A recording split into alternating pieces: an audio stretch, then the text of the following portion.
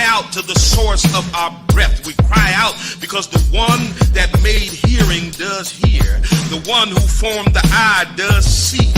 We cry out to disturb and to interrupt the uneasy silence of those who are asleep in order to rouse them from their beds with the cry, awake, awake, put on strength, O Zion. We cry out to the source of our breath.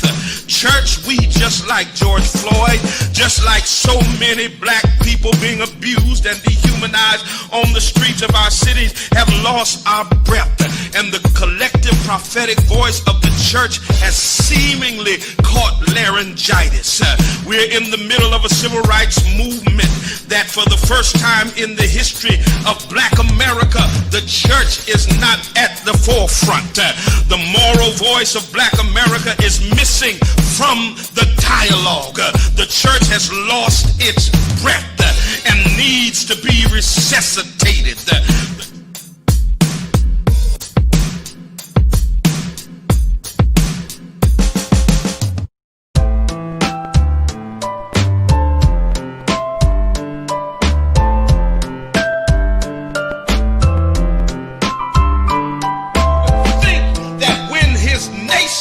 Is burning from the East Coast to the West Coast, that he would get up and try to unite people, try to bring people together, try to condemn the social injustice that brought us to this point. But no, he wants to thugify black folk.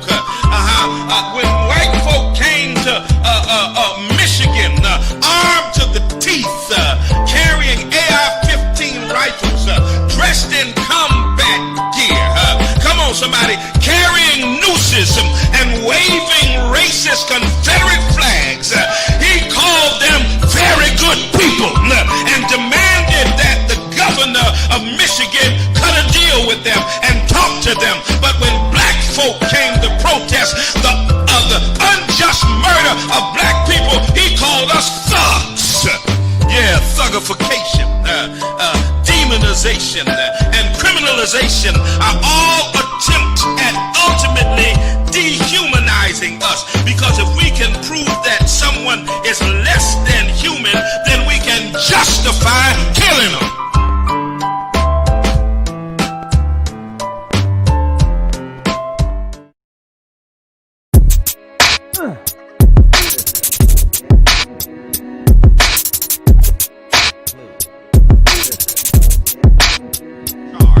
I can get killed on the street for no reason, shot in the park for playing with a toy, choked to death just because, murdered for being black in a white neighborhood, shot in my car while rushing home to get medicine for my daughter, killed in the stairway for trying to catch an elevator, gunned down in Walmart for holding a toy, all for no price, for no ransom, for no reward, just because I've been labeled as less than human.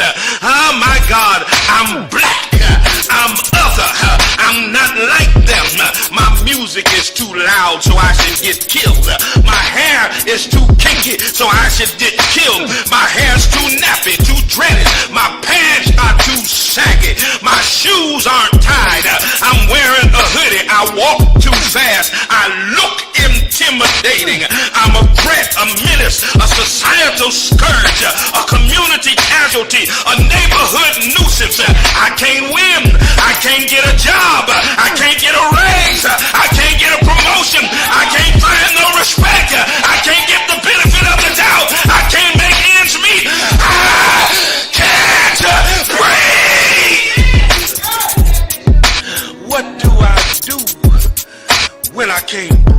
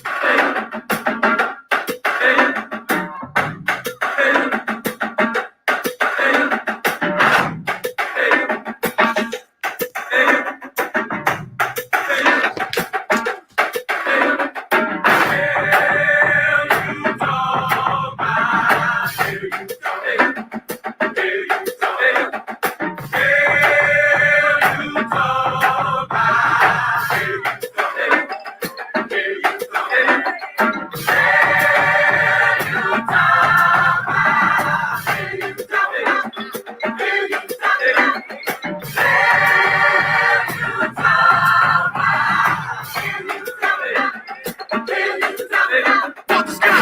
his name. Walter Scott. Say his name. Walter Scott. Say his name. Walter Scott. Won't you say his name? Jermaine Reed. Say his name. Jermaine Reed. Say his name. Jermaine Reed. Say his name. Jermaine Reed. Won't you say his name? Philip White. Say his name.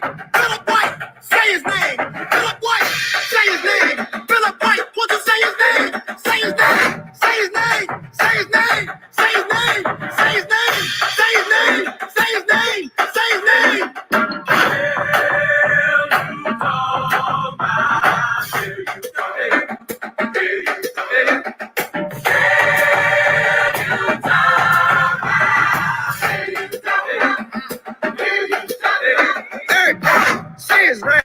Eric Garner. Say his name. Eric Garner. Say his name. Eric Garner. Won't you say his name? Trayvon Martin. Say his name. Trayvon Martin. Say his name. Trayvon Martin. Say his name. Trayvon Martin. Won't you say his name? Sean Bell. Say his name. Sean Bell. Say his name. Sean Bell. Say his name. Sean Bell. Won't you say his name? Say his name. Say his name. Say his name. Say his name. Say his name. Say his name. Say his name. Won't you say his name?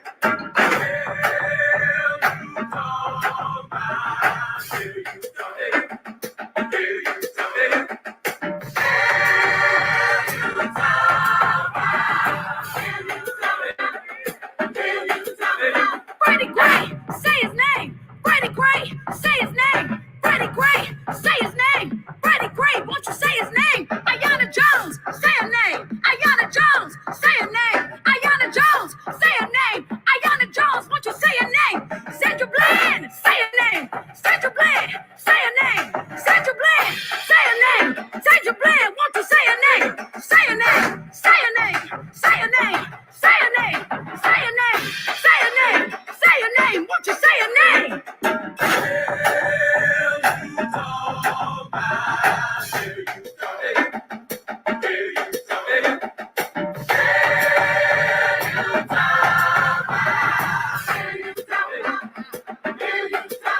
Kimani Gray, say his name. Kimani Gray, say his name. Kimani Gray, Say his name. Kimani Gray, Won't you say his name? John Crawford, Say his name. John Crawford, Say his name. John Crawford, Say his name. John Crawford, Won't you say his name? Michael Brown, Say his name. Michael Brown, Say his name. Michael Brown, Say his name. Michael Brown, won't you say his name? Say his name. Say his name. Say his name. Say his name. Say his name. Say his name. Won't you say his name?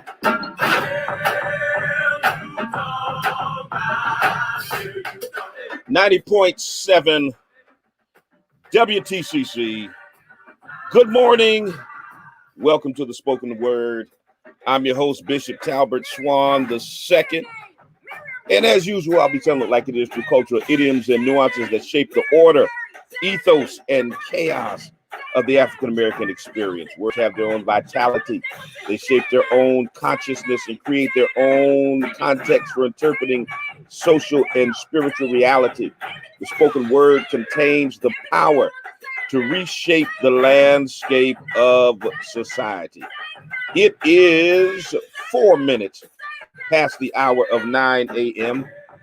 I want to thank Mr. Jim Malachias, our remote director, for getting us live over WTCC.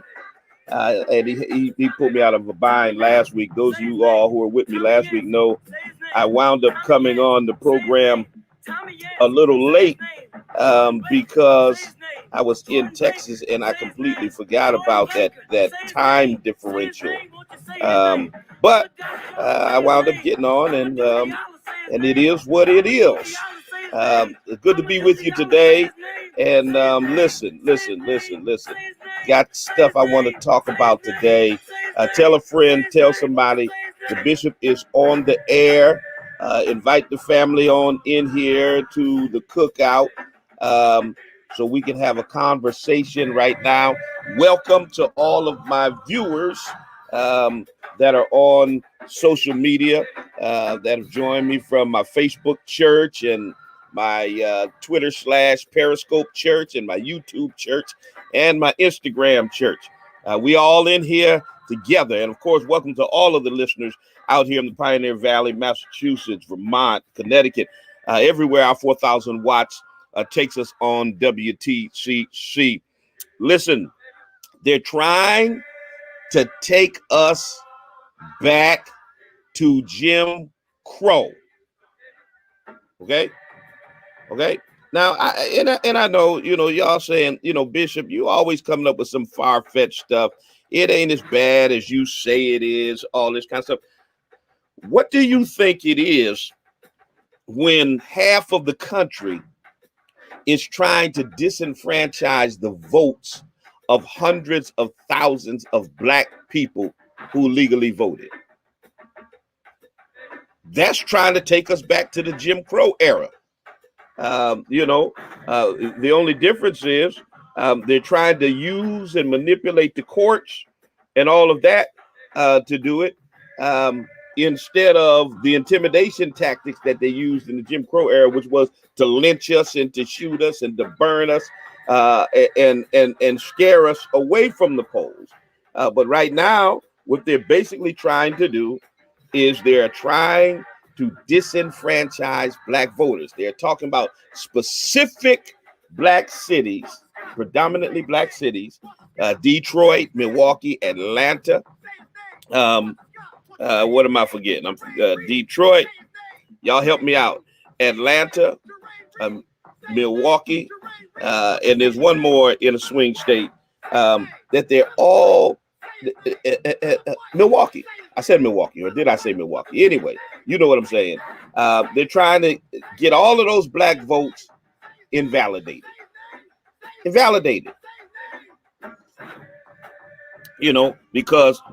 they know that Milwaukee voters helped win Wisconsin. They know Atlanta voted, and Philadelphia is what I missed. They know Atlanta voters helped win Georgia.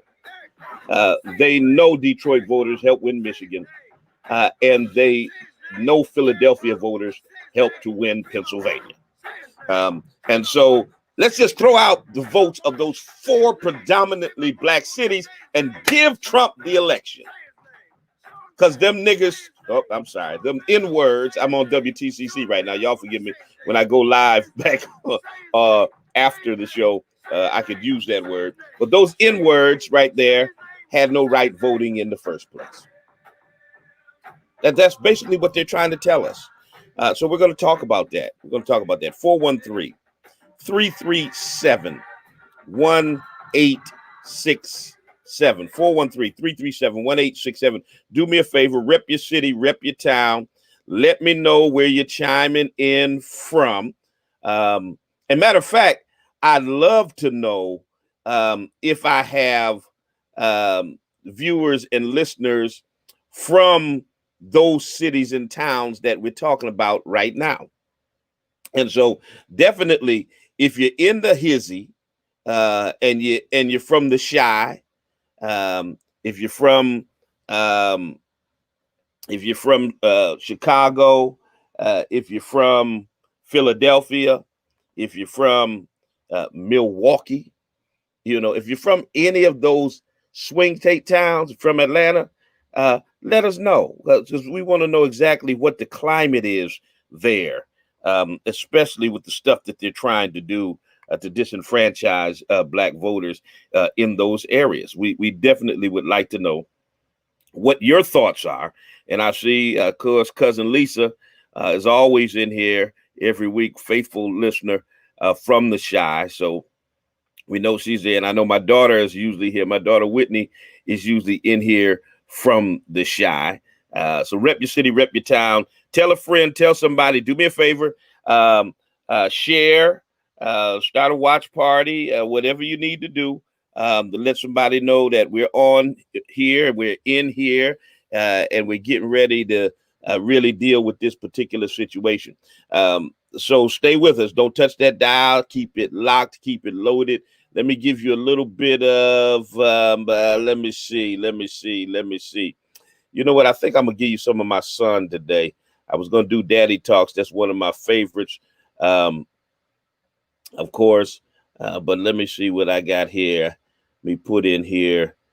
Put a little T Swan. And matter of fact, you guys need to go on and stream his music anywhere music is streaming. T Swan, T_SWAN. He's got some brand new music out that just came out that you definitely want to check out. Don't touch that dial. Stay locked and loaded. We'll be right back.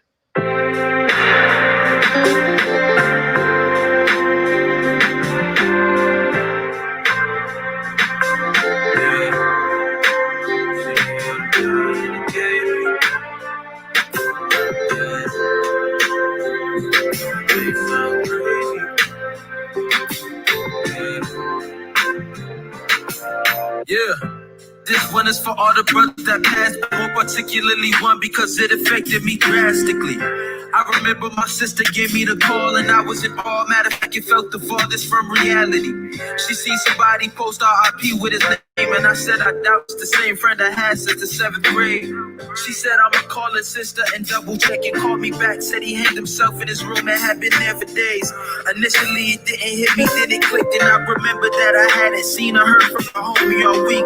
Wish she had told me what had him feeling lonely and weak. I guess everybody got demons we don't even speak of, cause I was with him exactly a week before the call. Just under 20, couldn't even purchase alcohol. My best friend for like 6-7 years. I'm not ashamed to say I shedded plenty tears, but it was hard. He was somebody I had plenty memories with. The first person I ever burned any trees with. The worst feeling is knowing that you would leave us in all this grievance without a reason. One of the first people to ever believe in me. When it came down to it, you knew you could call me if you needed me. Cause that information I wouldn't have ever imagined. It's sad thinking about it. I ain't happy that it happened, but it made me. There was plenty times when I thought that it would drive me crazy.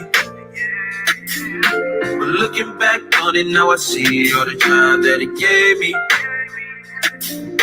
I learned more about why I am who I am on a daily. I know it may sound crazy, but I'm glad that it made me. Yeah, was born the son of a pastor. He was who I was named after. Matter of fact, I even got some of his characteristics. Both of us got messages for the people. I just do mine with rhythm on beat. He do his on the pulpit with scriptures. Well connected, respected in the community. Ever since I was little, I felt like there was some pressure on me. It started off with little stuff like when my folk brought us to church and then they forced us to get up and say a testimony. Getting older, had to watch how I acted in public, cause people wouldn't hesitate to put that in discussion. Chatting like, isn't that the pastor's kid? I'm like, yeah, that's me. But please don't expect me to be exactly like my daddy. Don't discredit my family for how I am. I'm not a little kid no more, I'm now a man. And I ain't pointing fingers, I'm not trying to do no blaming at all. When it comes to how I came up, I wouldn't change it at all, because it made me. There was plenty times when I thought that it would drive me crazy. But looking back on it now, I see all the drive that it gave me. I learned more about why I am who I am on the daily. I know it may sound crazy, but I'm glad that it made me. Yeah, glad that it made me. Yeah, glad that it made me. Looking back on it now, I see all the drive that it gave me. So glad that it made me. Yeah, baby. Yeah, it made me.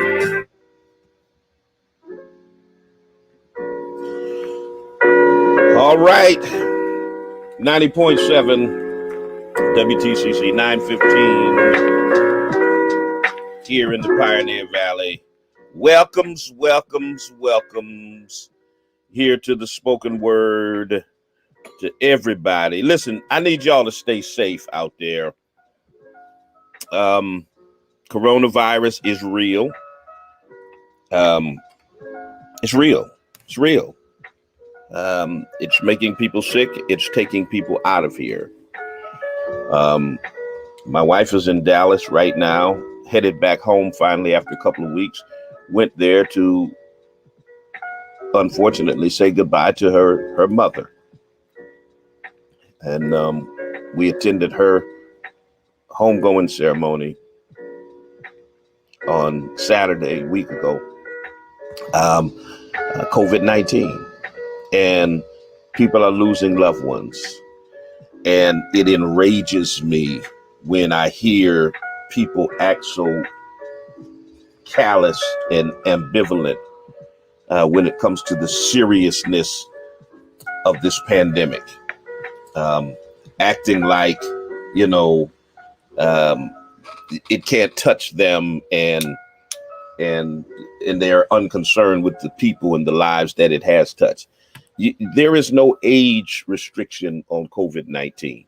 A 14-year-old girl last week died of COVID-19. There's a young boy, 5 years old, who's an orphan because his 29-year-old mother and his 33-year-old father died of COVID. So listen, young people, y'all stop thinking that because you're not 65 or over, you can't die. People in every age range from 0 to 10, 10 to 20, 20 to 30, 30 to 40, 40 to 50, every age range have died because of COVID. So don't sleep on it. Don't sit here and pretend like you're immune to it. You're not. And even if you are not displaying any symptoms or anything, even if you are asymptomatic and carrying it, you can transmit it to someone else who it can kill.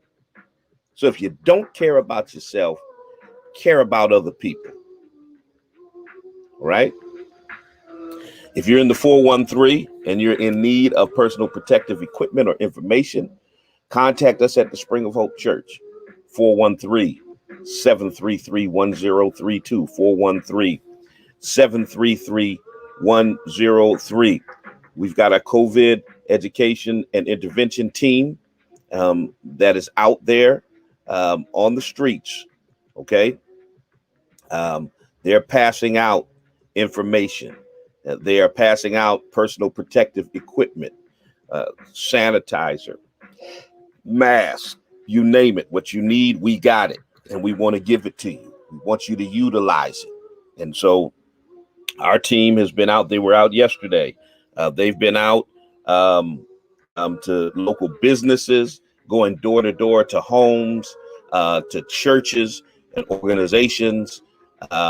Hit us up, admin, ADMIN, at spring.org, or give us a call at 413-733-1032. We need you to stay safe in the midst of this pandemic.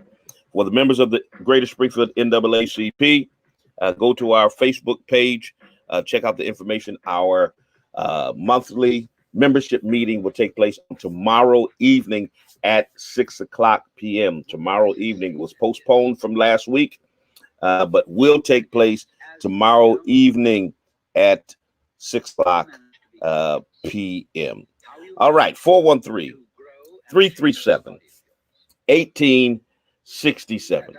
So 46 minus 1. Hey, let me back up a minute, because there's a couple other important announcements I need to make.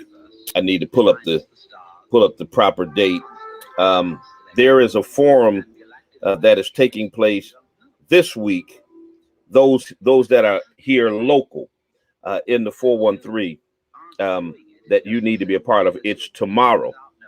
It is tomorrow, Tuesday, at 7:00 p.m.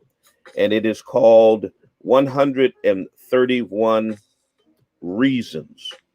All right. 131 reasons why we need police reform. Okay. 131 reasons why we need police reform. It's an online event. Go to the Pioneer Valley Project's Facebook page. Check it out. You need to be a part of that particular event. And you know, when we talk about 131 reasons, there's one police officer right now who is facing criminal charges, who is still on the force. He's suspended right now, but he's still on the force. But prior to him being charged, he had 131 complaints filed against him. And we're wondering, how in the hamburger does one cop remain on the force with 131 citizen complaints for police brutality against him? Somebody help me understand that. I'm just wondering. And you just think about it just for a moment. Think about it just for a moment. In what world, okay? In what world would you be able to be on your job, whatever your job was, if you're in customer service, and 131 complaints were lodged against you by the customers of that company? Think about that for a minute. On any job, if you were a teacher, and there were 131 students who alleged that you brutalized them. Just think about this in any other industry. If you were a teacher and 131 students said you brutalized them. If you were a doctor and 131 patients lodged complaints against you. In what world, in what other industry would you still have a job besides being a cop? In what other profession could you have 131 complaints against you and still be on your job other than being a police officer? That's a problem, ladies and gentlemen. 7 o'clock tomorrow. Join us, okay? 413-337-1867. So 46 minus 1. He's trying his best to cling to power. The election is over. It's done. It's finito. But he's trying his best to cling to power. And there are those who know that he's lost, but yet and still, they're not going to say anything because they're scared of him. They're scared he's going to say something and turn his base against them. And so they sit there like Nero, twiddling their thumbs, while Rome is burning. And they really just don't care. They're just going to continue to do whatever it is that they do. John Henderson, is that the troll? Is that the troll right there? By John Henderson. He's gone, y'all. He's history. Anyway, he's trying to cling to power by disenfranchising hundreds of thousands of Black voters. He's particularly attacking predominantly Black cities. Don't get it twisted, y'all. This is pure racism. And let me tell you, everyone who is joining in with him is a racist. I don't care what y'all say. Y'all get upset. Oh, you can't call all his supporters racist. Listen. If you support racism, you're a racist, right? If you're silent about racism, you're a racist, right? There's only two alternatives.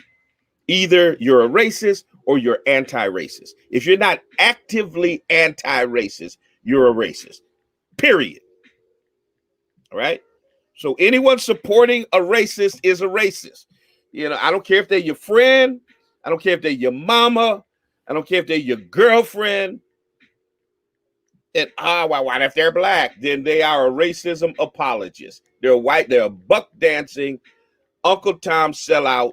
Let me not put Uncle Tom in there because he was actually a good guy. They are a buck dancing Uncle Ruckus. Okay, white supremacy apologists. Period. It is what it is. This desperate legal maneuvering is straight out of the racist Jim Crow playbook. And the vast majority of elected Republicans to their eternal shame. They're going along with them or they're being completely silent about it. Either way, they're going along with them. Whether they're going along with them actively or passively, if they're not speaking against it or fighting against it, they're going along with it. You know, silence is consent. In Wisconsin, his campaign paid $3 million for recounts in just 2 counties. Okay, not the entire state. I want y'all to understand what's happening here. When y'all hear them say the Wisconsin recount, it was not the entire state of Wisconsin. It was only 2 counties in Wisconsin, one of which was Milwaukee County, because they want to get rid of Milwaukee. $3 million for recounts. In Michigan, Trump personally called 2 Republican officials who now want to decertify the vote in Wayne County. Why Wayne County? You guessed it, because Wayne County contains Detroit, and Detroit is 80% black. Okay? 2 Republicans on the Wayne County Board of Canvassers. Trump personally called him. This dude is personally interfering in the election. This ought to be illegal. It ought to be illegal. It probably is for a candidate to use his bully pulpit as the president to call local Board of Canvass members to try to intimidate them into not certifying the votes of a county because it contains a city that's 80% black, so he can disenfranchise black voters. Ladies and gentlemen, this is happening in 2020 America. And elected officials are going along with it. Happening right now in 2020 America. In Pennsylvania, his legal team challenged vote counting procedures. They made all kinds of bogus allegations about fraud in 2 cities, Pittsburgh and Philly. Once again, trying to call into question the black vote. Okay? You guys have to watch and see the pattern that's happening here. Everywhere these mayonnaise marauding frauds are claiming that there is voter fraud, has a predominantly black population or a significant black population. Everywhere. Notice, they're not saying there was any fraud in any of the states that Trump won. So there's only fraud in the states you lost, and there's only fraud in the counties where there are predominantly black cities, large predominantly black cities. Think about what's being said here without being said. There's only fraud where you black folks live. Think about it. In Georgia, they filed a lawsuit targeting absentee ballots. Guess where? Savannah. Black folk. All right. Another lawsuit took aim at the state's ballot curing process. They're challenging the votes in Atlanta. Black folks. The pattern is obvious, and the pattern is appalling.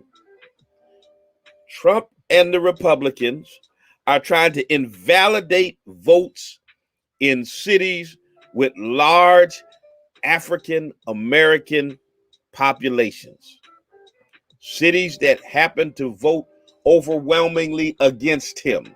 And I say that purposely because I don't want you to get it twisted. He keeps saying there's no way Joe Biden got more votes than Barack Obama. Well, first of all, more people came out to vote in this election than came out to vote in both 2008 and 2012 when Barack Obama ran. That's point number one. Point number two, this isn't even about black folks voting for Joe Biden. And that's what they don't understand. No way they supported Biden more than Obama. They wouldn't vote for Biden, but no way they would support Biden more than Hillary Clinton. Listen, I'm going to tell you the secret, and it's one that you already know, so it ain't really a secret. It's not that black folks were so enthused about voting for Biden. It's not that black folks were overwhelmingly in support and excited about voting for Joe Biden. They know he's the architect of the crime bill. They know his history. Black folk were more motivated about getting Trump out of office than anything else. So that's what Trumpers have to understand. This ain't about us, whether we would vote for Biden more than we cast ballots for Obama. We cast ballots not for Biden. We cast ballots against Trump. Don't get it twisted. That's what those 80 million votes indicate, Trump. They indicate votes against you. That's how motivated people in this nation were to get you out of office. And basically, in effect, what Trump and his legal team are arguing is that black people don't have a right to vote him out of office. That's basically what they're arguing. How dare they? How dare these N-words think they can vote me out of office? That's why they're so gung-ho about this. Two reasons. One, the black guy got 2 terms. No way in the world can we have Barack Hussein Obama, because they always say his middle name. It's a scare tactic. No way we can have Barack Hussein Obama have 2 terms and Trump only have 1 term. That's what they're saying. And then there is no way in the world we can allow black folk to be the ones who voted Trump out of office. And the irony is just so sweet. It's a catharsis. It is scintillating. Think about it. Think about it. Black folk evicted the guy who refused to rent to black people in New York. Black folk evicted a white supremacist out of the White House that was built by their black enslaved ancestors. I love it. I love it. I love it. I absolutely love it. Just the irony of the fact that this son of a Klansman has to go home because black folk voted him out of office. Man, that's sweet. Man, that is sweet. I'm telling you. But we've seen this movie before. You know, we've seen this movie before. My father and his generation grew up in Mississippi. You know, the segregationist power structure throughout the former Confederacy basically perpetuated itself by denying black people access to the ballot box. They grew up in the Jim Crow South. White folks used to use poll taxes and literacy tests, tell people to guess the number of jelly beans in a jar, and crazy things like that to keep black folk from registering to vote and from voting. They drew jurisdictional boundaries so that they could dilute black political power. They often resorted to physical intimidation. That's the KKK. They tried to intimidate them at the polling places, and when everything else fails, they just invented reasons not to even count black votes. And all these years later, in 2020, we're dealing with the same type of Jim Crow tactics. And don't get it twisted, I've never had the illusion that white supremacy was vanquished, and you should never have that illusion, because it is alive and well. All right. And not even when the nation twice elected a black man as president was white supremacy vanquished. But we are looking at an undisguised, unapologetic reassertion of the white is right doctrine that my father and them dealt with in their youth. We are dealing with that right now in 2020. If you thought Jim Crow was over, if you thought white supremacy was a thing of the past, if you thought we had actually entered into some post-racial utopia, you better think again, brothers and sisters. You better think again. 413-337-1867. Now, I don't believe any of what Trump and Giuliani and his cronies are doing has any likelihood of changing the outcome of the election. But just the fact that it's in your face, it's blatant, it's right there, it's unapologetic, it's unashamed, it's unequivocal that they are just doing it like, yes, and they're admitting, yes, we are trying to disenfranchise black voters. That's exactly what we're trying to do. I mean, it is as out there and as overt as it can be. Little chance to change anything. I mean, he won Wisconsin by 20,000 votes, too big of a margin to be reversed by any two-county recount. Michigan officials are not going to throw out the votes of the state's biggest city wholesale. In Pennsylvania, the judges has already been throwing out all of Trump's frivolous lawsuits. Matter of fact, it was a Republican Trump-appointed judge in Pennsylvania who said that his lawsuits have no merit.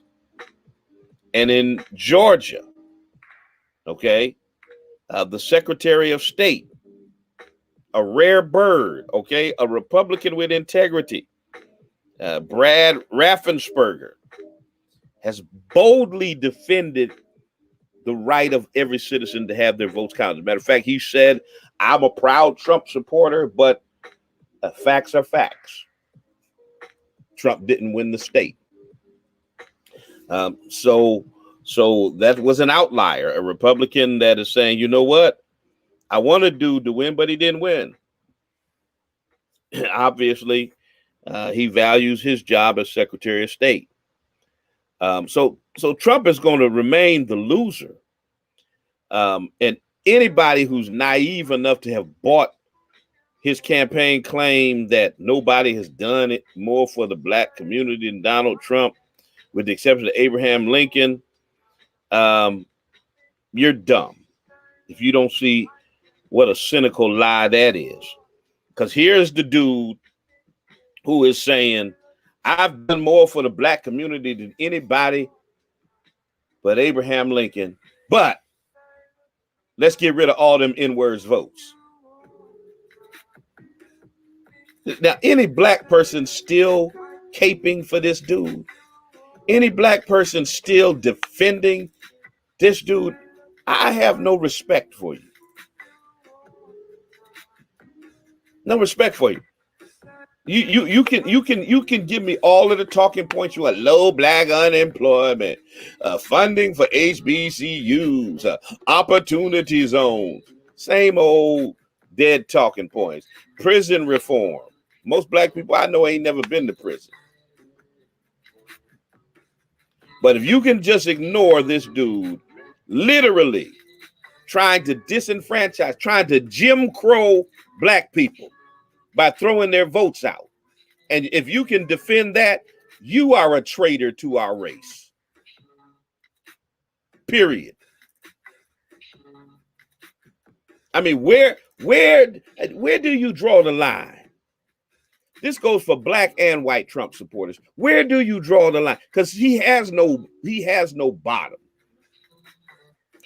Just when you think he can't go any lower than he's gone, he goes lower. So there's no bottom to how low he will go. But so the question is not what Trump will do, because he will do anything. The question is, where do you draw the line to say, you know what, he can't step over this line? Where's your line in the sand? Black folks still defending this dude? What is wrong with you? What is wrong with you?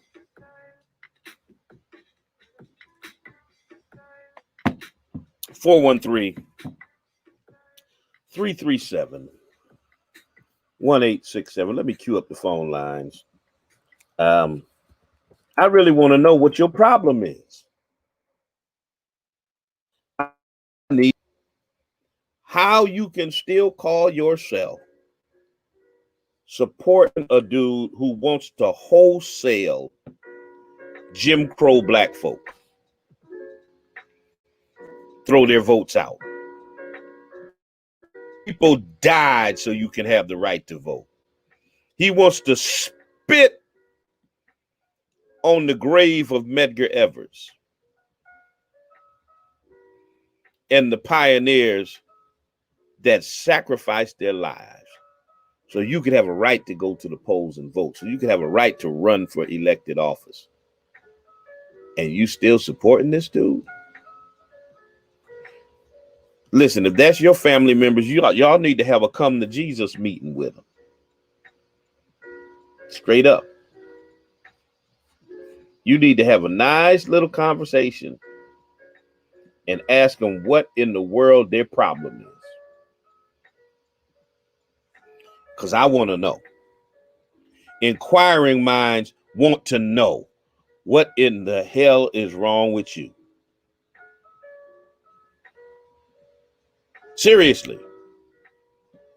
413 337 1867. It's nuts. It's nuts.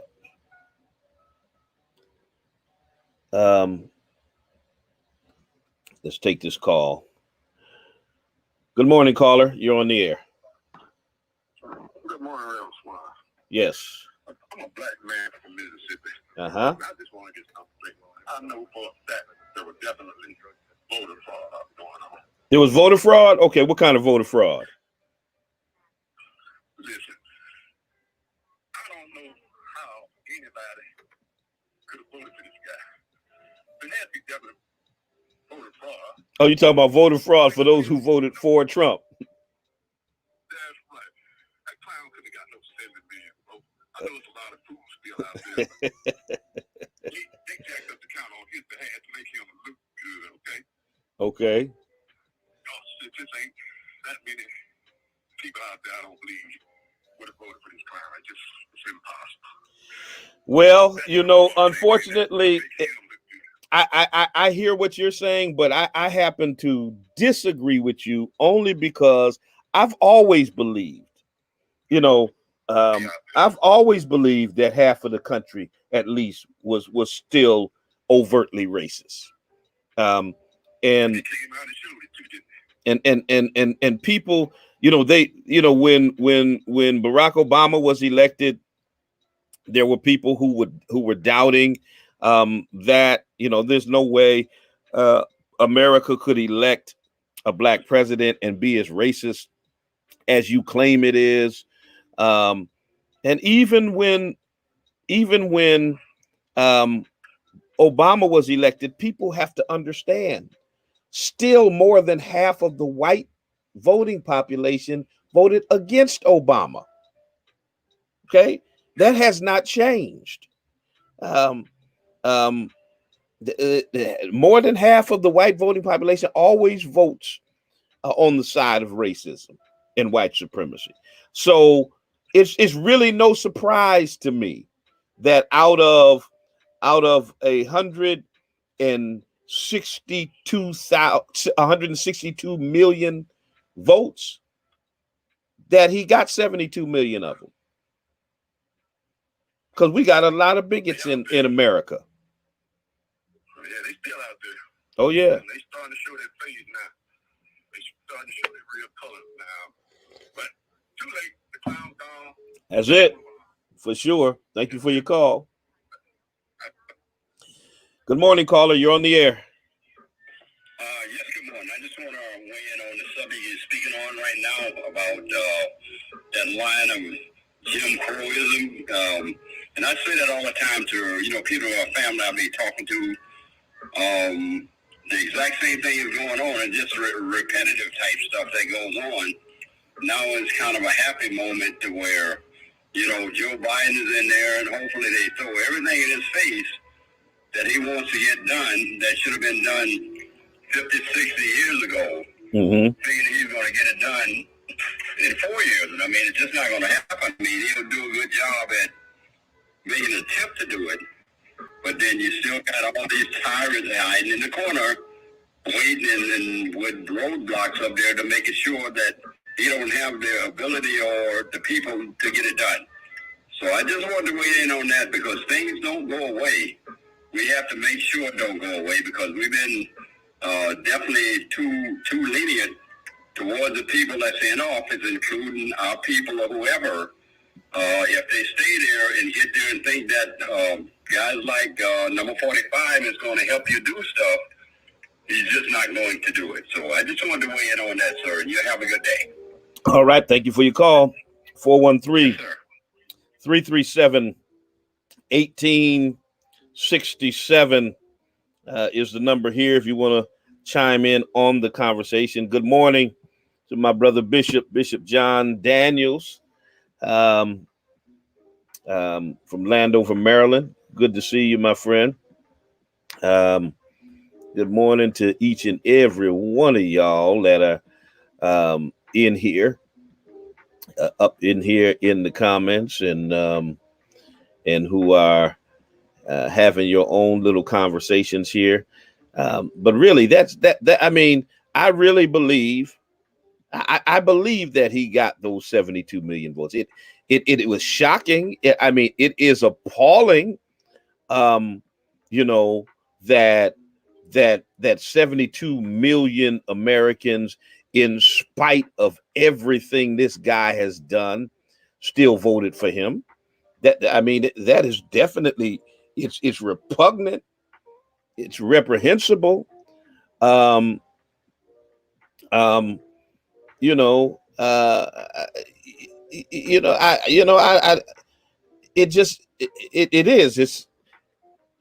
I'm not surprised because this is America. This is America. I am not surprised at all.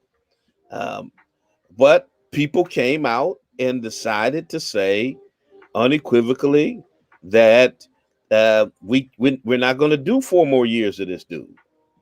That's what they did, y'all. I mean, that's just my take on it. Now, if you got a different take, I'd love to hear your position on it. My take is not so much that people were so overwhelmingly ecstatic and excited about the ticket of Biden Harris.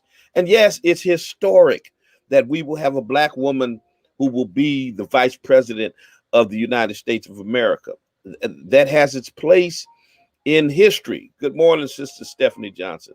It has its place in history. But I still believe that overwhelmingly, the people who voted for Biden were voting against Trump. That in that 80 million votes, that a vast majority of those 80 million votes were not necessarily cast for Biden Harris. They were cast against Donald Trump. Now that's my take. You know, that's what I believe. I mean, Trump being a racist is hardly breaking news. And I know that the talking point is Trump didn't become a racist until he started running for president. No, the dude was a racist long before that. People were calling him a racist long before that. This is the dude who wouldn't rent to black people. This is the dude who took out a full-page ad to try to get 5 innocent black teenagers executed. Okay. This is the dude who said he didn't want black people handling his money. This is the dude who said black people were inherently lazy. This dude been a racist. Been a racist. All right. Documented history of racial bigotry that goes back more than 4 decades. So don't sit here and act like, you know, when he ran for president was the first time somebody said Trump was racist. Stop it. Cut it out. That's the furthest thing from the truth. That's not breaking news. But it is shocking and it is inexcusable that so many officials in his party, including virtually all of the Republican members of Congress, they are aiding and abetting his attempt to negate black voting rights. That's what they're all doing. That's why this is dangerous. That's why the makeup of the Supreme Court is dangerous. That's why the gutting of the Voting Rights Act in 2013 was dangerous and is dangerous. They're going after black voting rights, either with their weasel words or with their silence. But either way, they are supporting stripping black folks of their right to vote. That's happening right before our eyes, ladies and gentlemen. Okay? It is happening in our very faces. And with precious few exceptions, Republican senators, House members, they have refused to acknowledge even the status of Biden as president-elect because they're scared of Trump. They're scared of Trump. I mean, you have Republican senators that were seen privately congratulating Kamala Harris on becoming the next vice president, but they're afraid to publicly offer these acknowledgments on her historic achievement because they're scared of incurring the wrath of Trump. I mean, he got them running around like a bunch of little punks. Like a bunch of little punks. Never seen the likes of it. Grown men and women who got elected just like he did, but are scared of this dude. And they're scared because he controls a cultish base that will do whatever he tells them to do. Trump says, liberate Michigan, liberate this state, liberate that state. They get up, they get their AR-15s, put on their combat gear, grab their Confederate flags, and they storm the state house.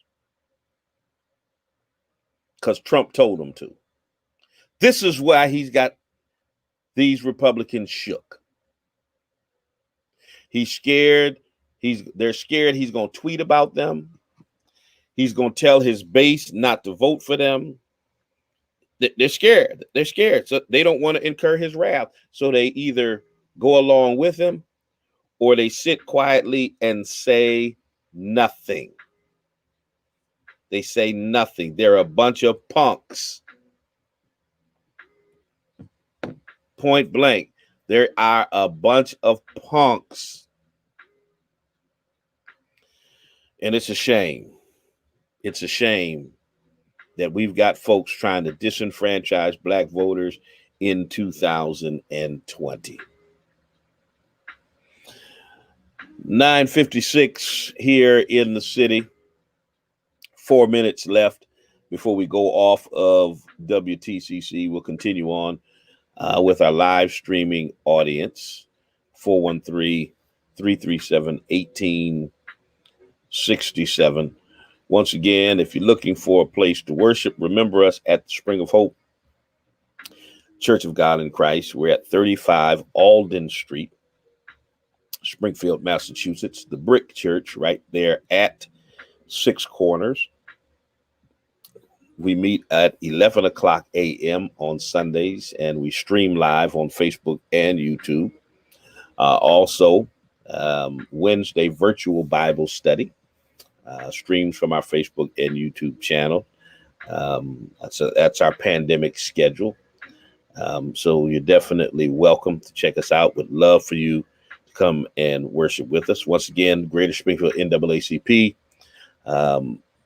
Our virtual meeting will take place on tomorrow at 6 p.m. You can find that information on our Facebook page, the Zoom information, so that you can get into the virtual meeting. And remember, also tomorrow at 7 o'clock p.m., the forum that'll stream from the page of the Pioneer Valley Project, 131 Reasons for Police Reform.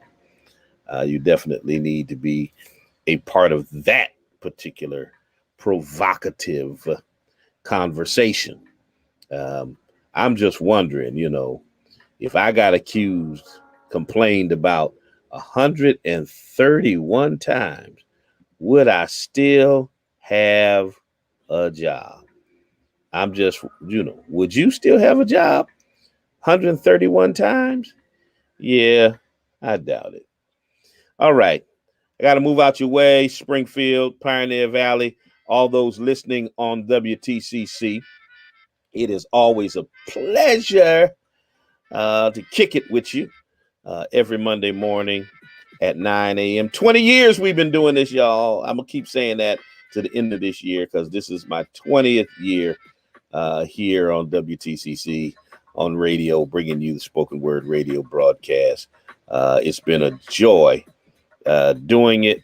And as long as y'all keep listening and they allow me to be here, I'm going to keep on doing it. All right. Stay with me, those that are streaming. Don't y'all go nowhere. We're going to come right back. Till the next time I talk to you, you talk to me. Always remember God loves you. And so do I.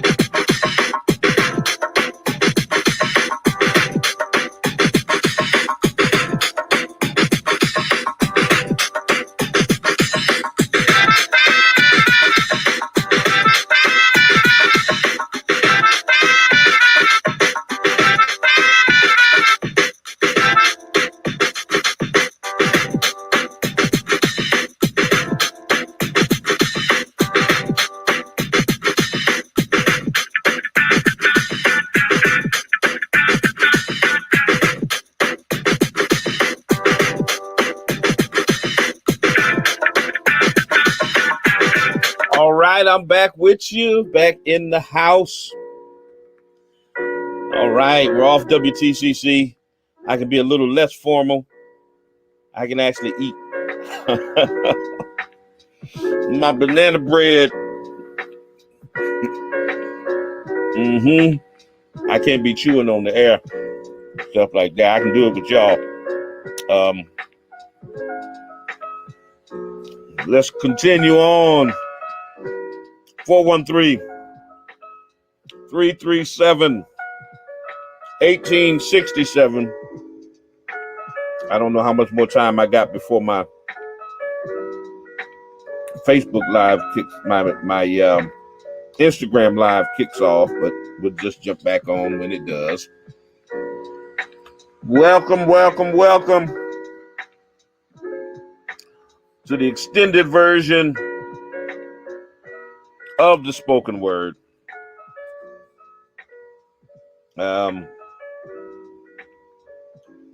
Always good to be with you guys. I see the trolls are back, huh? The trolls come out in the morning, not at night. It's all good. Y'all keep on trolling. We good. Let's get into this. Joseph Smith. President Obama gave me hope for America. Trump dashed the hope. I'll forever call America by its true nature. America, KKKA, for the rest of my life. I regret my military service to this disgustingly racist country. Well, that's a decorated Persian Gulf War veteran talking right there about what he thinks about America, a place where he risked his life for. That's deep. That's deep.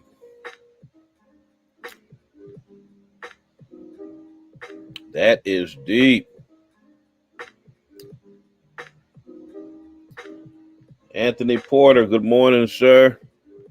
They've been doing that for decades. This is nothing new. For decades, they've been doing that. Just like when Tiger Woods became one of the best golfers all time. They started making golf courses. Yeah, Tiger Woods proof. That's what they do. What they do is they change the rules. Once we figure out their game, they change the rules. That's why when folks say stuff like, stop playing the race card, I'm like, well, y'all put it in the deck. Y'all made up the rules to the game. Then when we figure out the game and we start playing the cards that y'all been playing for 400 years, you want to cry that it's unfair. That's what they always do. Change the rules.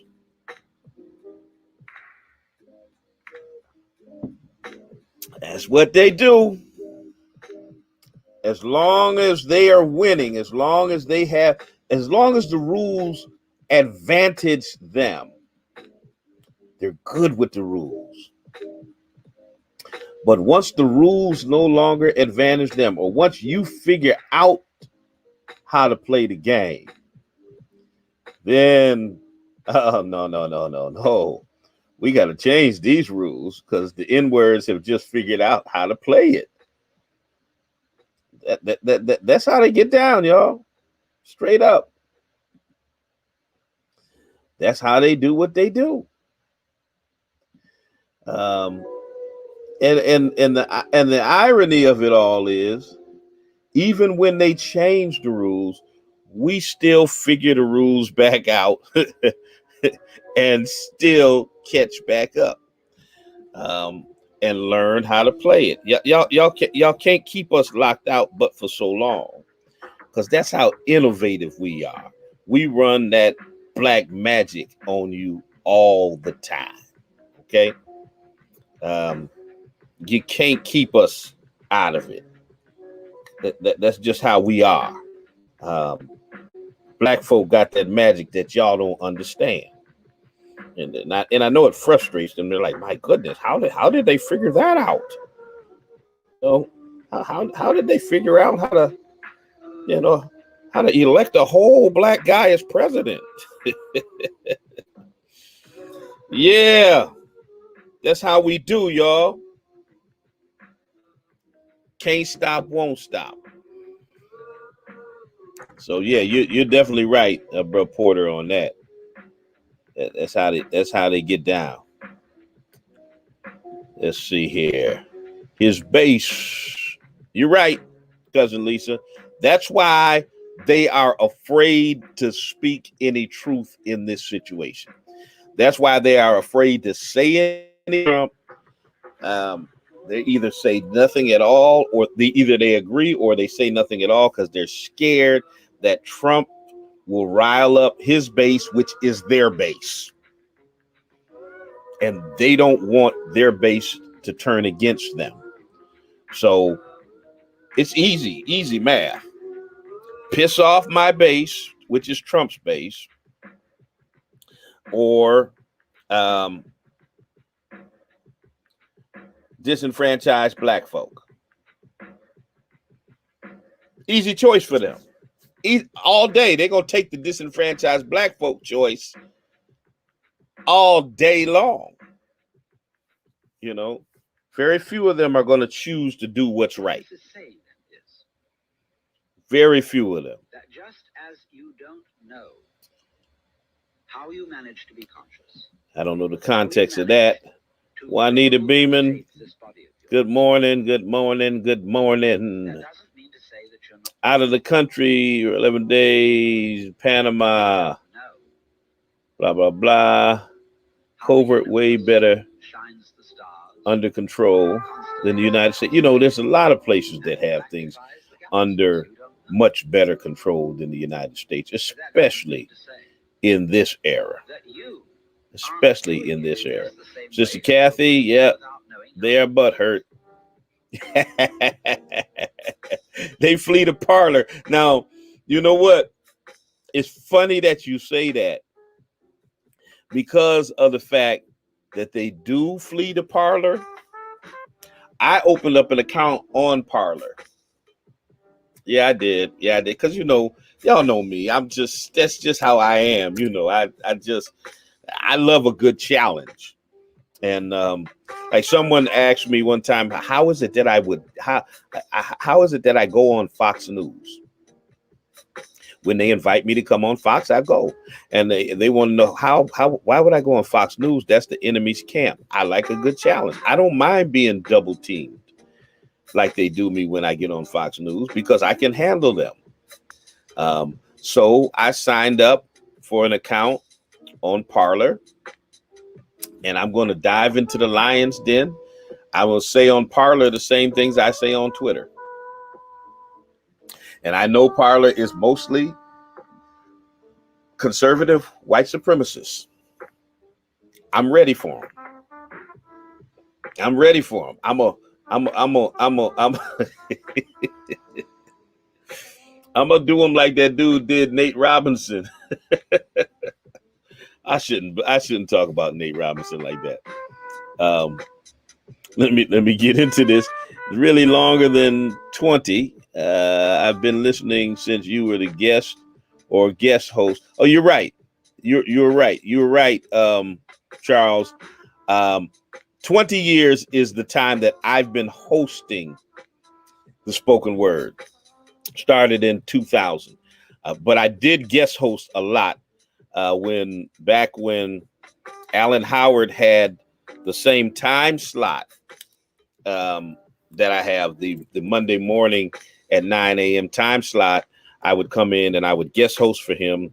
I would also guest host for State Representative Ben Swan as well, who's been on the air longer than I have.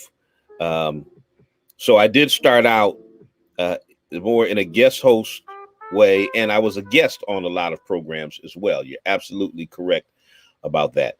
The 20 years is just the time that I've been the host of this program. It started out with me and my sister, but she shortly thereafter moved to Delaware. So I've been hosting it the rest of the way. But I did do a lot of guest hosting and a lot of guest appearances before that. So it's been about 25 years in total between guest hosting and guest appearances on the radio and hosting. So it's been a minute, and a lot of you guys, like you, Charles, have been right here with me the entire time. That's why I appreciate you guys so much. Been hanging tight with me the whole time. Can I read First Kings? I don't know what your point is, so I'm gonna leave that one alone. Can I read First Kings? You don't speak for colored men. I'm gonna leave that alone too, because I don't know if you're having a conversation separately with somebody else over there on YouTube, or if you're talking to me. I speak for myself. You can speak for yourself. I don't know what you mean by I don't speak for colored men. And I typically don't use the word colored. Who does use the word color? Are you an old white dude? What? Who says that? Who calls us colored? You don't speak for color. Anyway. Good morning. Good morning, my brother. You don't speak for colored folks. We are to obey God. Man, get out of here. I could tell even by not understanding the context of what you're saying that you're trolling right now. What in the hamburger does obeying God have to do with any of what I'm talking about? How is speaking the truth about what's happening in our nation with them trying to Jim Crow black votes not obeying God? Some of y'all get on my show and I guess you must be a frustrated preacher. You're trying to preach a sermon over here that you didn't get to preach on Sunday. I don't know. I guess you figured you'd have more of an audience, but not today, Satan. Hey, Whit, I see you, babe. So Mitch McConnell, House Minority Leader Kevin McCarthy, almost all the members of the Republican caucus stuck with their position that Trump has the right to pursue all these legal avenues in an attempt to reverse the election result. So they endorsed the lawsuits. They endorsed the recount demands that they know are bogus. First time I heard that ring like that in a long time. Good morning. You're on the air. Good morning, caller. Hello? Yes, here. Hello? Hello. Hello, Bishop. Yes, you are. You're on the air. Good morning. Good morning.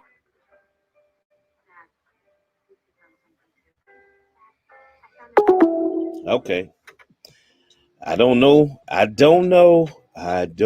why he couldn't hear me. I don't know why, y'all. I heard him. Did y'all hear him? Y'all heard him. Yeah, he's calling back. Let's see. Good morning. How are you? How you doing? My name is Marcus. I was actually in your chat. I wanted to have a discussion. Okay. Well, I don't know about a discussion, but you're more than welcome to comment. Yeah, commentary is basically just on. I just want to ask why so much hatred towards Donald Trump and his presidency. As a Dominican Black American, first generation in this country. Wait. Let's define hatred. What do you mean by hatred? Tweeting at him and just being very. I So I don't even know how to describe the hate, the words that you. What do you mean? What do you mean? Wait. We're gonna have a discussion. Then let's. Okay, so explain to me how it's hatred. It's clearly an opinion. You're entitled to have an opinion about someone, but so why do you define it? So why do you define it as hatred? Because hatred. Why? Because you're driving people to basically vehemently dislike someone. Okay, no, no. Did I drive you to dislike him? Obviously not. So let me ask this. Let me ask this. See, you may not like what I say.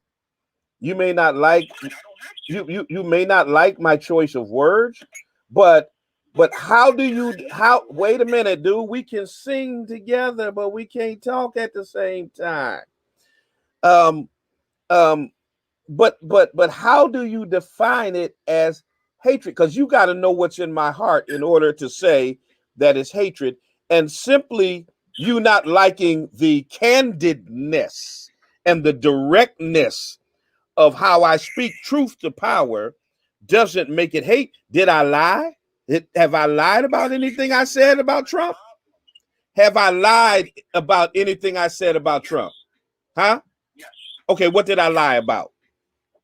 You can start with what are your truths about Trump? What? No. I asked you, what did I lie about? You accused me of lying.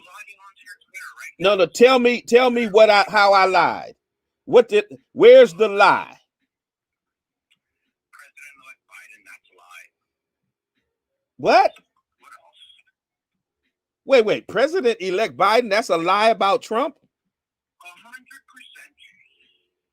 Dude, what are you talking about? What are you talking about? December 14th yet?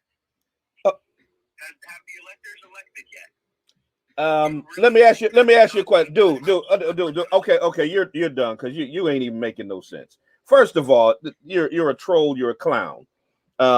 You didn't say in 2016, before the electors elected Trump, did you say he wasn't the president-elect? Hell no, you didn't say that. Now, I asked you to tell me how I lied. You couldn't come up with one. President-elect Biden, that's the lie? Now, you don't like what I say about Trump because you don't like truth. But truth is not hate. That's my saying. If you look on my bio on Twitter, it says #truth is not hate. Okay? And that's the problem with you folks, with you Trumpers, is you don't like the truth. And so you define anything that is truthful about Trump that you don't like as hatred. Define the lie. Has Trump been accused of raping 25 women? Yes, that's true. Is Trump a racist?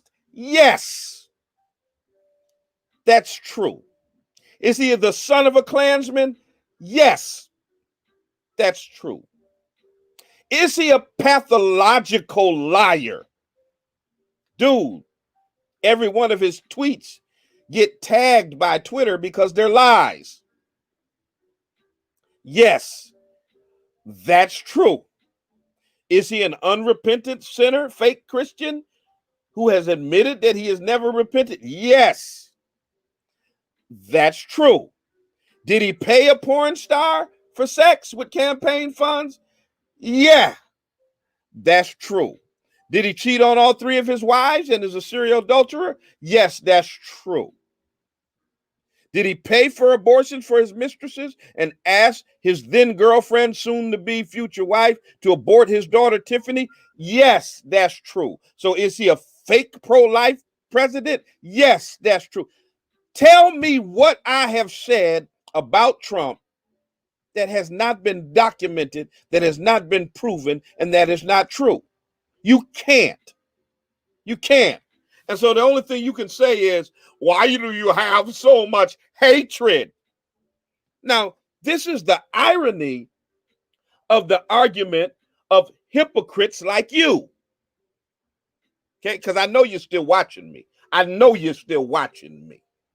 Okay, this is the irony of the narrative of hypocrites like you who come onto my program and accuse me. Let me get on YouTube real quick, because you going berserk over there. You acting like Trump tweeting about this election, having a temper tantrum that he lost this election. So he's tweeting crap, all day long. So let me truth sounds like hate to people who hate the truth. Amen. Thank you very much. Here's the irony of the hypocrisy of folk like the last caller. You call me and you say, why do you have so much hatred toward the president? But you support and defend this dude who has called black women dogs. Okay? Low IQ, crazy, and wacko. Okay? This is the dude who called black athletes sons of bitches. This is the dude who has castigated and maligned the Pope. Here is the dude who has disrespected women, talking about them bleeding out of certain parts of their bodies, called them Miss Piggy and unattractive and all kinds of other stuff. Here's the dude who said that all Haitians have AIDS and don't let the Nigerians come because they'll never want to go back home to their huts. Here's the dude that called African nations S-hole nation. Here's the dude who has spewed more evil, wicked, racist vitriol than anybody in America, and you got the hell of a nerve to call and say somebody is being hateful toward him when he spews more hatred than anybody else on the planet, and you don't criticize him. If you don't shut your hypocrite behind up and have all the seats somewhere, man, please, you got to be kidding me. You have got to be kidding me. I don't see how anybody who supports this dude has the audacity. And I don't care if you threw out your creds, I'm Dominican black. I don't care if you're black, because there are black folk who hopscotch and buck dance for white supremacy all the time. So that don't mean nothing to me. It was black folk who told on Nat Turner. It was black folk who told on Denmark Vesey. It was black folk who sold our ancestors into slavery. So you saying you black don't mean nothing to me, because all skin folk ain't our kin folk.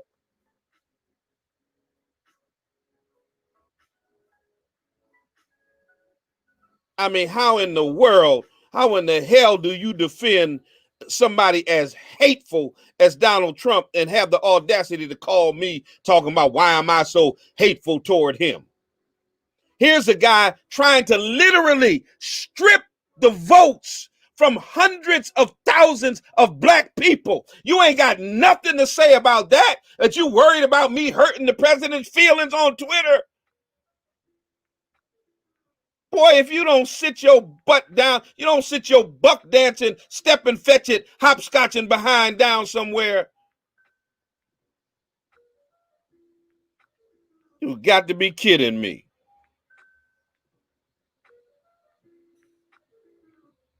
This dude is literally trying to discard the votes of hundreds of thousands of black people. Here's the dude who maligned the first black president for years, called him dumb, stupid, said he didn't really pass at Harvard, challenged him to show his birth certificate and his report card, all this kind of. This dude has done nothing but spew hatred. And you wondering, how is it that you spew hatred toward our president? Is you serious, Uncle Ruckus? Are you serious? You can't be serious. That was a joke, right? That was a prank call, right? Was that a prank call? Good morning, caller.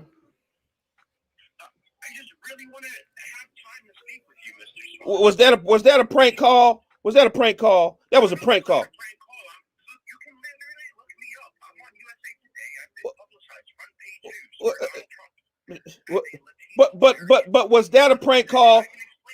Was that a prank call? Let me ask you a question. Have you questioned all of the hatred and the vitriol that Trump has spewed out? I've hung out with Proud Boys. They're not white supremacists. I've seen white supremacists from my family line living in Staten Island, New York. Dude, the Proud Boys are white supremacists. The Proud Boys are white supremacists. I don't care about you hanging out with them. They're white supremacists. Look, Mr. Swan, excuse me, please. Pardon me. With full respect to you, sir. I just want to make clear that Donald Trump and what you align him with shows more to victimize blacks and feel as if they cannot get out of a place where they deserve to get out of. Are you serious? Are these the talking points you got? We need to depend on the government and not the Lord, our God, our Savior, and Jesus Christ, who has taught us to run and seek the Lord and His word that He has promised to us and given us to this land. This country that ran away from monarchy, that ran away from one-party leadership to go and create a republic dependent on a democracy where we, as citizens... Dude, you're defending Trump. What does that have to do with the Lord? Dude, you're defending Trump. What does that have to do with the Lord? Does Trump not act in the Lord's favor? Hell no. Hell no. Okay, so we should just keep after abortion, in which dominates... Hell to the no. Okay, so we should just keep... Dude, okay, there you go. Bye. You're done. I knew it only was a matter of time before you put out the abortion stuff.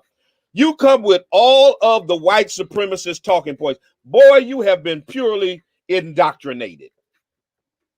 All of the white supremacist talking points. I knew it was only a matter of time. Does Trump represents the Lord? Are you on crack?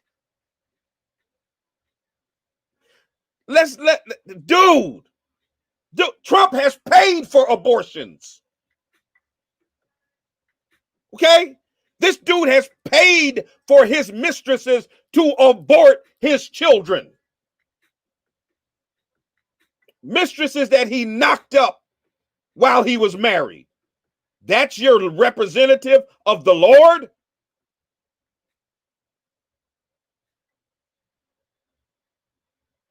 Seriously? That's your representative? This dude told Tiffany's mama, who was his mistress at the time before he married her, to abort her. That's your representative of the Lord? And let me pause parenthetically there before you get to the black babies part, which I know you were headed toward. 60% of abortions in this nation are by white women, of white babies that come from the seed of white men. 85% of those white women who get abortions consider themselves Christians. Most of them evangelical Christians. So before y'all get on a soapbox and try to talk to black people about abortions, you better go talk to evangelical white women and evangelical white men who are only against abortion as long as it ain't one of their mistresses. You need to go preach to them about abortion, because 60% of them babies being aborted are their babies.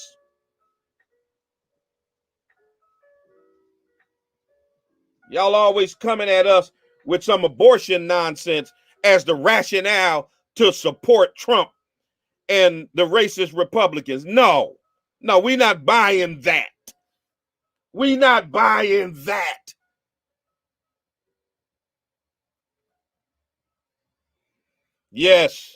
Yes, Brooke Freshwater, you're absolutely right. Trumpism is a cult. It is the perfect religion for white capitalism. Yes.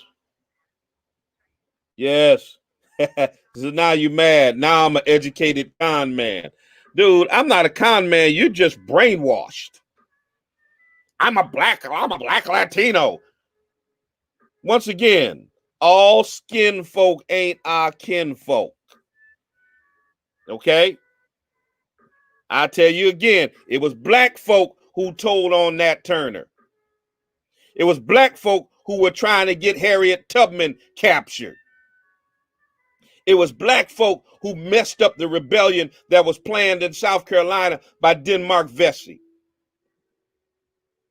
You would be one of them house Negroes who would be running the Massa Trump, telling them, I know where Bishop Swan is. I know where he is trying to free the slaves. You would be the one telling on us. You are the Stephen in Django.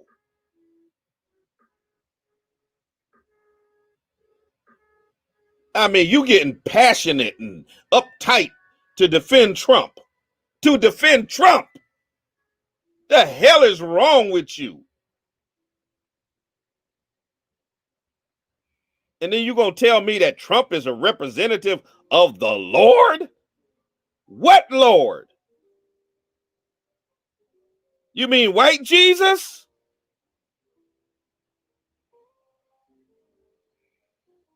That what you mean, white Jesus?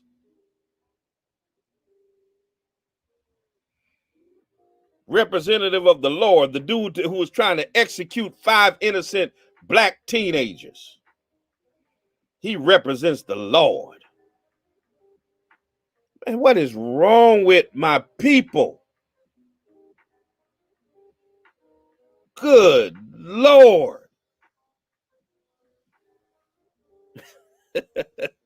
413-337-1867. He's another spoon-fed parrot mimicking the same old talking points. Absolutely. Absolutely. Absolutely. Thank you, Brooke. I see your donation there. Some of the rest of y'all there on YouTube can hit up the donation box as well as those of y'all on Facebook. Y'all can hit up the Cash App. It's in there. It's in the bio. It's in the description there as well. But you're absolutely right, my brother. Man, that dude. Hey, brother Struther. What's happening, friend? That dude is out to lunch. Right. Right. Well, he did say he was Dominican and black. So, but he's whitewashed. Whatever he is, he's whitewashed. Oh man, this is Black Shear. How you doing? Oh boy. Used to work at Planned Parenthood. It was the choice of abortion for more white women. Absolutely. Absolutely. And see, here's the thing. Most of the nation's abortions are done outside of Planned Parenthood. And most of Planned Parenthood's services are not abortion services as well. So y'all need to figure that out as well. But they need an easy scapegoat. And they're always talking about black abortions. That's a problem. I'm against abortion. I'm not. See, they try to label folks as pro-abortion. If you don't vote Republican, you're pro-abortion. That's a bunch of crap. There are plenty of pro-life Democrats or plenty of pro-life. I'm an independent voter. There are plenty of pro-life independents. You can't tell folk that if they don't vote Republican, they're not pro-life. And Republicans aren't pro-life anyway. They are anti-abortion. See, pro-life is not just we want babies to be born. And then once the baby is born, we want them to face policies that won't allow their poor, disenfranchised mamas who have them to get WIC, to get food stamps, to get aid for dependent children, to get subsidized housing or anything that will help the baby to live a decent life or get a good start We want to get rid of all. You're against all of the programs that help to feed, clothe, keep warm, and take care of the baby once it gets here. You defend the police that murder black babies. You're for the death penalty. You support policies that put the baby's life in danger. You want to take health care away from the mothers of the babies so they can't even take care of the babies. So everything else that you support is pro-death. The only thing you want is for the baby not to be aborted, but once the baby gets here, you support policies that promote the death of the baby. Y'all ain't pro-life. Ain't never been pro-life.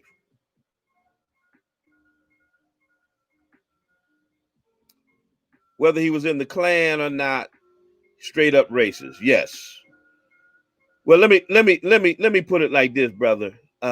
Here's the deal. Here's the deal. Trump's daddy was arrested at a Klan rally. Now, my question is just real simple. It's real simple. He wasn't there to protest against the Klan. You know that if I got arrested at a Klan rally, that I must have been there to protest against the Klan. You know that already. All right. When Trump's daddy got arrested at a Klan rally, he was not there as a counter protester. So what the hell was he doing there?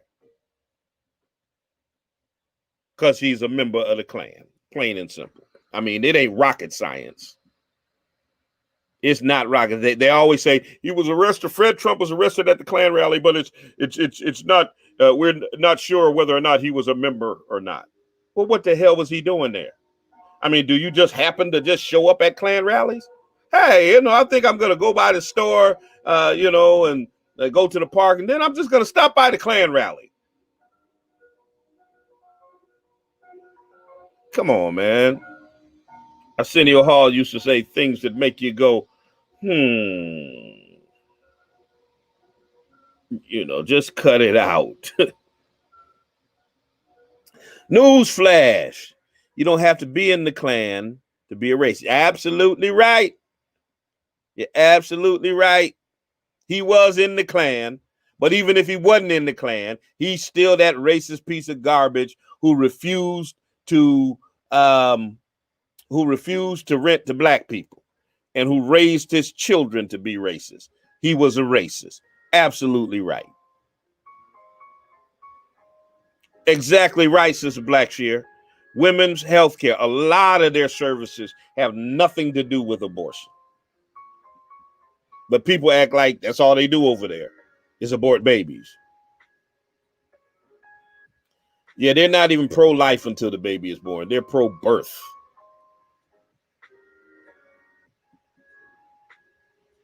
They are pro-birth. There you go. There you go, Jesse. You took the words right out of my mouth. That's exactly what they are. Exactly right.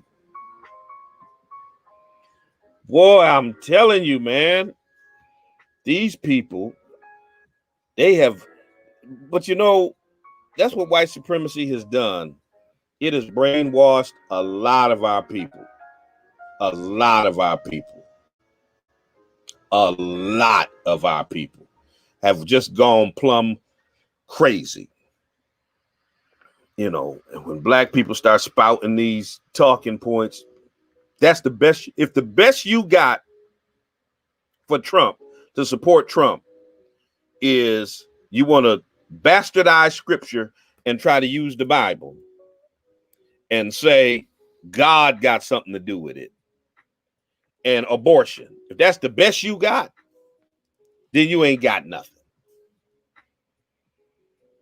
Because God ain't had nothing to do with Trump being in office. And Trump is on his way out. Okay, so as much as you want to cling to this thing about the electors haven't elected Biden yet, and Biden is not the president-elect, dude, face the reality. On January 20th, your Mango Mussolini is leaving the White House, voluntarily or by force. He can leave voluntarily, but as of 12:01 p.m. on January 20th, his powers as president expire. And I'm sure the Capitol Police would be more than happy to escort his racist behind out of the White House. So you can cling to this God all you want. You can be like Paula White and speak in fake tongues and call on the African angels. You can be like that other pastor at Eagle's Nest and flip the tables over. You can be like Paula White's son and say, if Donald Trump isn't the president in 2021, I'm going to give up my ministry. You can be like the ladies who were kneeling down, praying outside of the voting location, hoping that God would change the vote count. You can be like Kenneth Copeland and laugh about it all you want. God ain't got nothing to do with Trump being president, and he is not going to make sure he remains president. He's gone. Finito. Finished. He's done. He will live in ignominy. He will live in shame and disgrace. History will write about him in a negative way. He has no class, no grace, no integrity. Never in the history of the presidency has someone whined and cried like a petulant child after they've been defeated and incessantly made lying public comments and tweets about how he won an election he clearly didn't win. He's had over 30 lawsuits thrown out of court. He will go down in history as a diapered behind little punk baby who couldn't take defeat, as well as all of his followers. And you fake evangelicals talking about God, you will go down in history just like the slaveholders of the past, who saw no contradiction between lynching a black man on Saturday night and praising white Jesus on Sunday morning. Call me talking about no God. Don't you put God and Trump in the same doggone breath.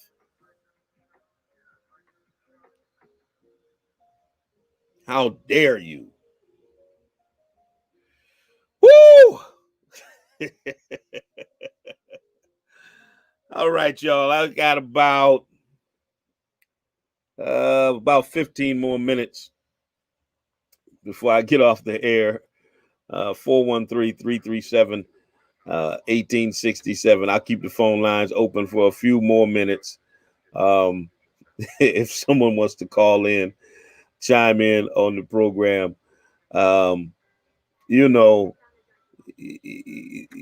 If one thing that gets me passionate is when you start trying to line up and justify Trump by using God and the Bible and telling me to read this, read First. I don't need to read First Kings. I don't need to read no scripture. You don't need to throw no scripture at me. I know the Bible. I've been in church my whole life. I've read the Bible from cover to cover. All right. I've got a bachelor's in religious studies. I've got a master of arts in theology. I have a master of divinity in urban ministry. And I've completed the coursework for a doctorate of ministry. You can't teach me about the Bible. Okay? So ain't no need to put in the chat on YouTube and tell me what scriptures to read to try to convince me that God got anything to do with that racist son of a Klansman in the White House. I ain't the one you can trick with the Bible. You can't pull that trick bag out with me. They tried that on our ancestors who didn't have no degrees, and they couldn't pull it on them. They were smart enough to know that that was a trick bag. That's why they came up with songs like Everybody Talking About Heaven Ain't Going There. They were talking about the slave master. So if you couldn't fool my great-great-great-granddaddy, you ain't fooling me. You go and read the scripture.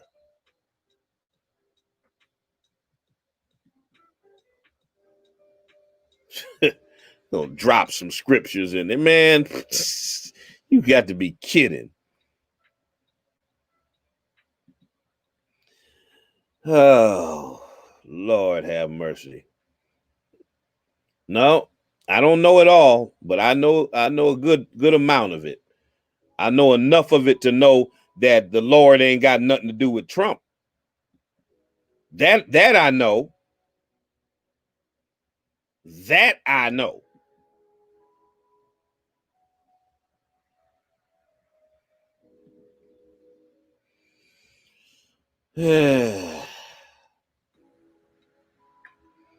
I tell you, boy, everybody always trying to use the Bible to justify foolishness.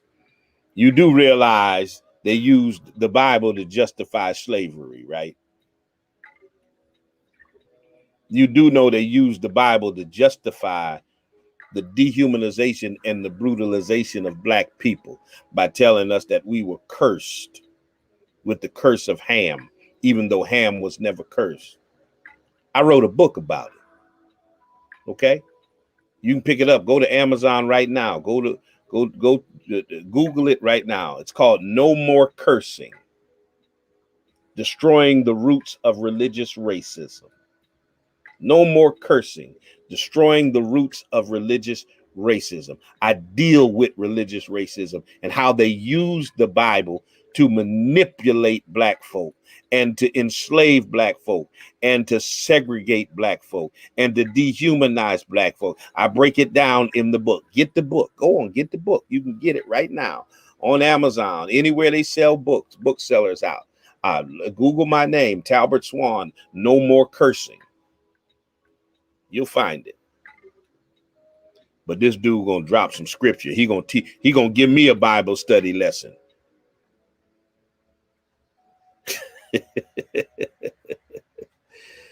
Oh, Lord have mercy. Good, like my grandmama used to say, good God from Zion.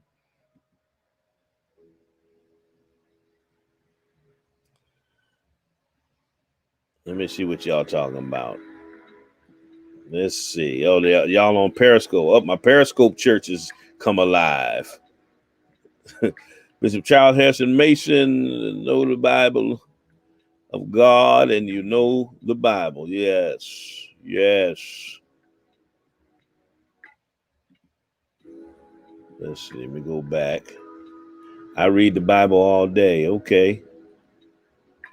When I hear evangelical, all I think is the Klan. Yeah, they have that in common. White evangelicalism is nothing but white supremacy in drag. Yeah, I don't know what book he was reading. Hey, you just ordered your copy. Thank you. I appreciate that.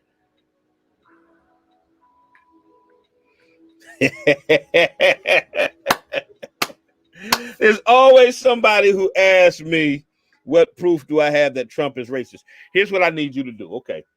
Go to Twitter, put in my name, and put in hashtag yes, Trump is racist. Okay. And I have a whole stream, a whole thread rather, of tweets that delineate all of the racist stuff that Trump has done. Okay? Go on, do it now. Go on, do it now. Go on, do it now. Go to Twitter, or at least just remember that. The hashtag yes, Trump is racist in my name, and I have a whole thread of a bunch of documented incidents that clearly delineate the fact that Trump is a racist. And matter of fact, I tweeted that stream out, that thread out rather, I think sometime in 2018 or so. And I did that specifically in response to that very question, because I was always being asked, regardless of how clearly people can see that Trump is a racist. I sent that thread. I created that thread to answer that question for people like you who are always asking, what proof do you have that Trump is racist? Like we don't know. What proof do you have that he ain't racist? And please don't come up with that picture, that same old stupid picture that y'all keep putting up, where he got an award at the same time as Rosa Parks and Muhammad Ali, and pretend that somebody taking a picture with famous black people means they're not racist. And no, he was not being awarded for helping black people. That's a lie.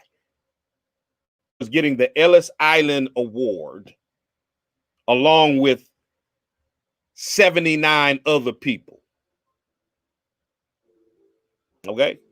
It didn't have nothing to do with helping black people. But y'all just keep repeating that lie because you're looking for a reason to say he's not racist. But too bad your boy is. Like it or not. He's a bigot. A virulent one. An avowed one. A vile one. A repugnant one. He is a racist. That's all there is to that. You know? All right. Instagram is off. I've only got 7 minutes, so I'm not going to turn it back on. Take a couple more of y'all comments, and then I'm going to get on out of here. Let me see.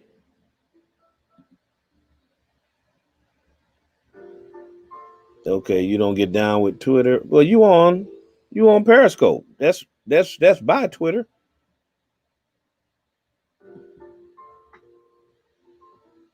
Yes, Trump is racist. That's right. Do that hashtag, and as soon as you find one with my name, follow the thread.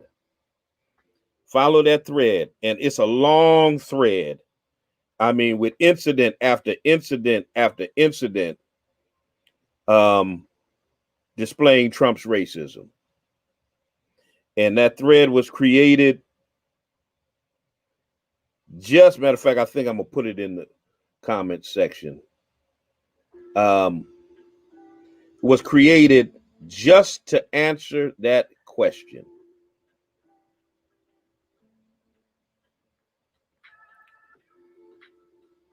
Just to answer that question. Let me find the thread.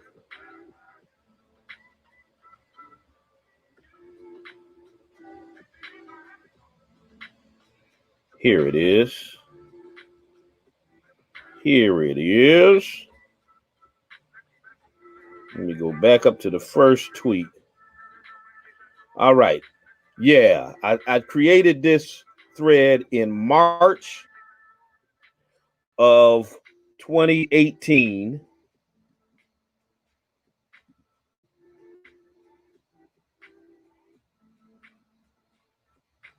There it is. I just dropped it in the chat.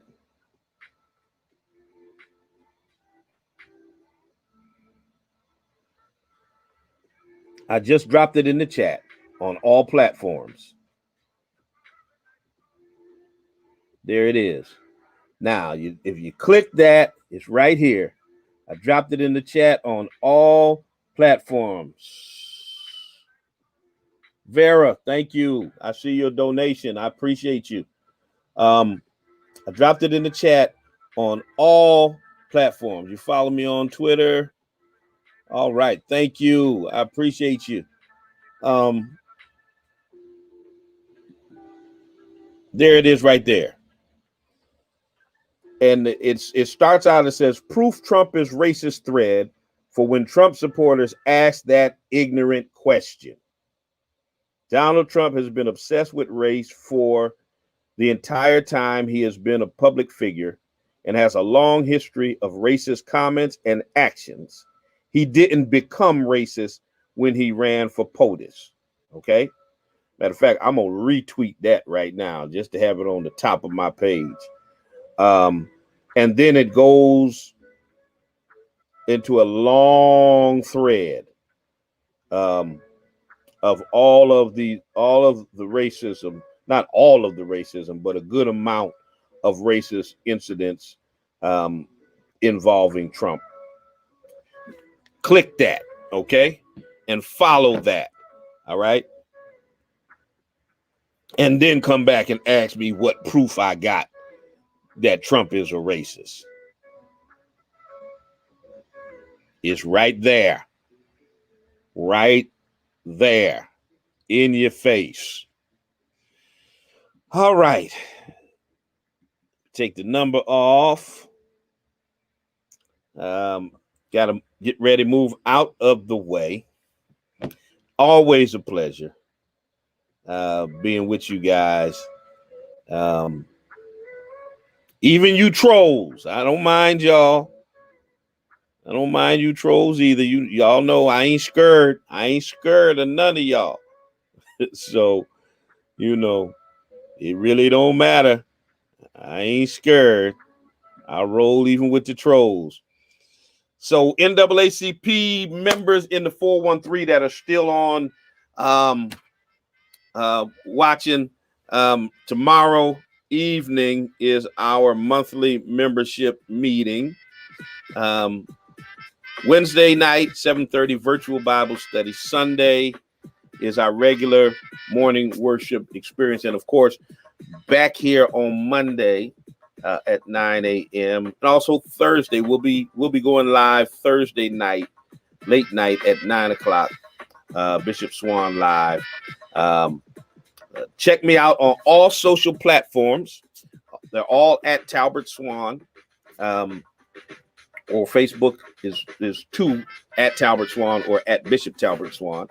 But I'm on TikTok and Snapface or chat, whatever, all that stuff. And like I said, I did create a Parler account. So I'm going to be over there harassing white supremacists too on their own platform. Okay. So I'm in all of that. So y'all stay up. Once again, be safe. And if you need any personal protective equipment, contact us at the Spring of Hope Church. 413. Somebody put this in the comment section so folks will have it. 413-733-1032. 413-733-1032. Or email us admin, ADMIN, at springofhopechurch.org. All right. And we'll make the arrangements. I've got a team, a great team. We call it our COVID education and intervention team. They go out 3 times a week. They go out to local businesses, door to door, to houses, to churches and organizations. They're giving out good information on stopping the spread of coronavirus, and they're giving out personal protective equipment. To keep you safe. So if you need masks, listen, we're giving it away. We got it to give away. Okay. Masks, gloves, sanitizer wipes. We got all of that. We got sanitizer stands for businesses. If you're a business owner, you want to have a nice Purell stand when folk walk in, we've got that for you as well. Contact us. Let us know what you need, and we'll take care of you. All right, y'all. Always a pleasure being with y'all. Until the next time I talk to you and you talk to me, always remember God loves you, and so do I. Peace.